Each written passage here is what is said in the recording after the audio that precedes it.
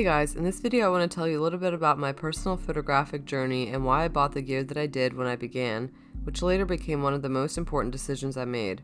If you're serious about photography and you see it as a future full-time profession, this video is for you. During my senior year in high school, I had what felt like was one option: go to college. I had applied and gotten accepted to one of the best private schools in the country. After looking into the final aspects, I just couldn't wrap my brain around how I'd ever pay back $200,000 while also trying to stabilize myself financially post-college. I was devastated looking at the numbers and realizing this wasn't something I wanted to do.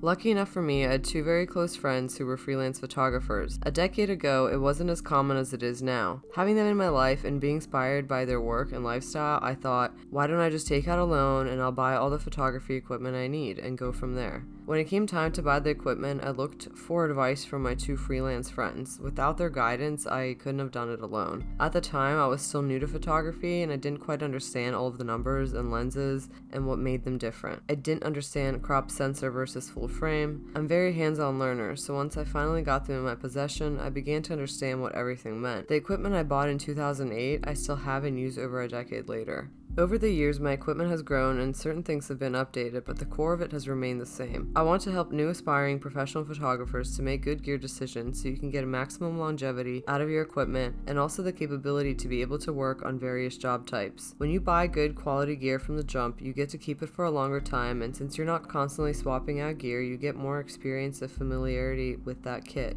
This, of course, is derived from my own personal experience of being a professional photographer and using these tools. I currently use the Canon 5D Mark IV. I love this camera for many reasons. You don't have to get this exact camera, but I do recommend that you purchase a full frame body. A full frame camera will enable you to use your lenses to their true millimeter and typically have a better lower light performance because more light is entering the larger sensor. A crop sensor is smaller than the standard 35mm sensor, which introduces a 1.6 crop factor on Canon bodies. Different camera companies have different crop factors. For example, if you are shooting with a 50mm lens on a 1.6 crop factor body, your effective focal length will be the same as a 75mm lens. When you purchase a camera, it comes with a battery, but when you're on a shoot for 8 to 10 hours, you'll want backups. I recommend at least 3 to 4 in total. That way, if you're not able to charge your dead batteries during the shoot, you'll be able to get through it because you have enough spares. I've used aftermarket ones that work okay, but I've found that the manufacturer brand ones work the best.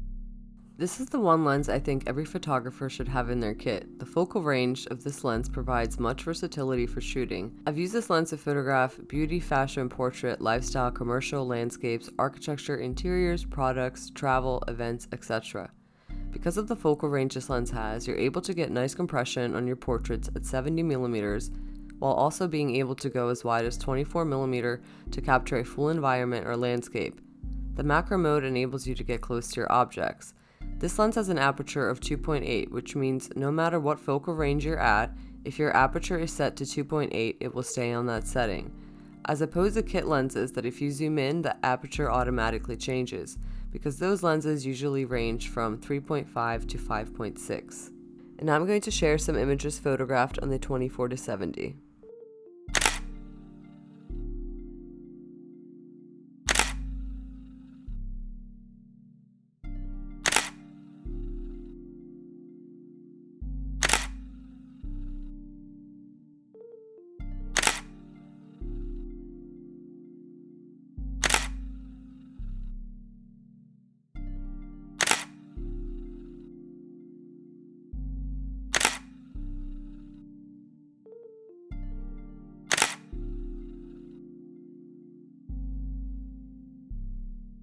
This lens is typically in every beauty photographer's kit because of the insane compression it has. When you use a telephoto lens, objects in the background will appear larger and brought closer to the foreground. Of course, it has many more uses. A lot of the jobs I've photographed with the 24-70 I've also done on this lens as well. And the same goes for this one. This lens is also an aperture of 2.8. And here are a few examples photographed on the 70-200.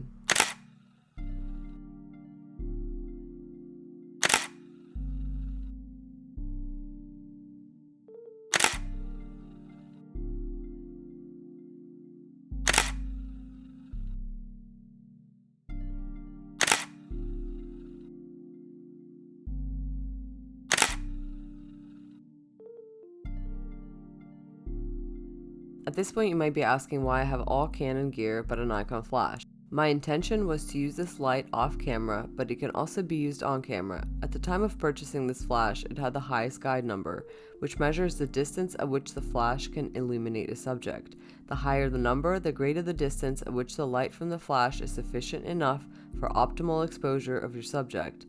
Another thing I really loved about this flash is that it is able to go 180 degrees to the left or right, which doesn't restrict the angles your light can bounce from.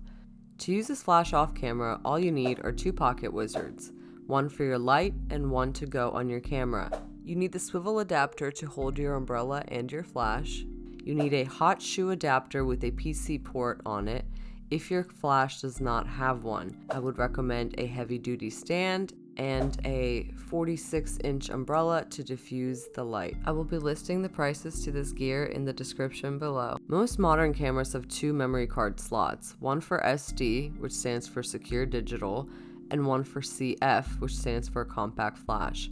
I use a 128 gig SD card as my backup while shooting and swap out my CF cards as I go. You can set up a method that works for you, but regardless, I recommend using a large SD card as your backup. Keeping these cards safe is your highest priority. I've been using Pelicans for many years.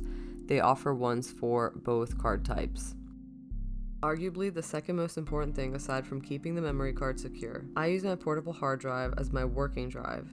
This means that all of the jobs and projects I'm currently working on are stored on this hard drive. Once I complete a project, I move those files over to my stationary hard drive to back it up permanently.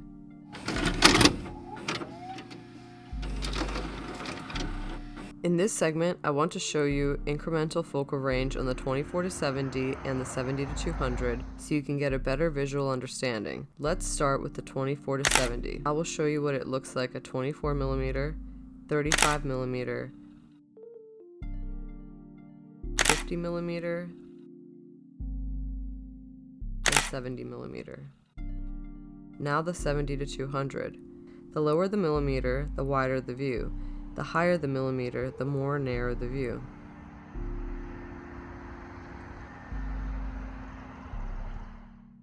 Showing you 70mm, 100mm,